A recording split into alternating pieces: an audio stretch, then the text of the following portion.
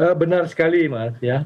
Saya melihat ya, bahwa apa yang sudah dilakukan PBB pada saat-saat ini dan apa yang dilakukan PBB pada awal-awal pembentukannya itu berbeda, ya.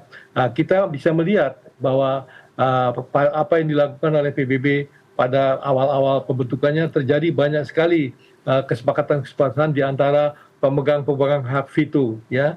Karena apa? Karena kesepakatan resolusi di Dewan Keamanan itu membutuhkan ada 9 suara dan 5 suara itu harus suara dari anggota tetap Perserikatan Bangsa-Bangsa. Nah, kalau di antara 5 ini satu saja yang tidak sepakat, tidak ada lagi resolusi itu.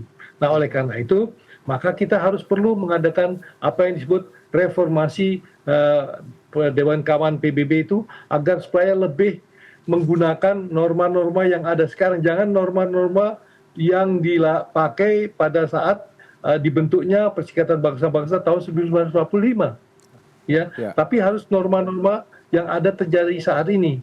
Nah, geopolitik tahun 1945 dengan geopolitik yang tahun 2025 itu jauh berbeda, ya. Negara-negara yang sekarang menjadi anggota tetap Dewan Keamanan PBB dibanding dengan anggota-anggota bukan Dewan Keamanan PBB itu mempunyai kemampuan baik ekonomi, baik militer maupun kemampuan untuk bernegosiasi justru lebih besar daripada hal itu. Nah, oleh karena itu salah satu cara untuk melaksanakan reformasi PBB atau reformasi Dewan Keamanan PBB itu adalah pertama menggunakan rumusan-rumusan yang ada sekarang, karena rumusan yang ada sekarang ini kan harus sepakatan dari 5 permanent members tadi. Oleh karena itu langkah yang paling utama adalah bagaimana kita memberikan satu klasifikasi mengenai apa-apa saja yang boleh dilakukan dalam rangka untuk melakukan veto. Jangan semua langkah-langkah politik maupun langkah-langkah yang bisa dilakukan itu bisa digunakan menurut hak veto yang ada.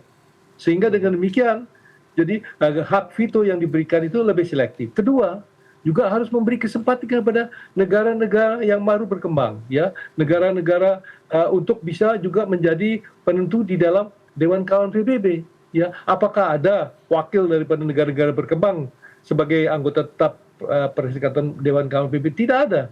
Apakah ada wakil daripada generasi ataupun rezim yang beragama Islam atau beragama yang lain itu untuk ada di sana, ya. Jadi agar supaya apa? Agar Dewan Keamanan Perserikatan Bangsa PBB itu menjadi satu lembaga yang representatif, yang memberikan suara sebagai wakil-wakil dari 193 negara-negara PBB.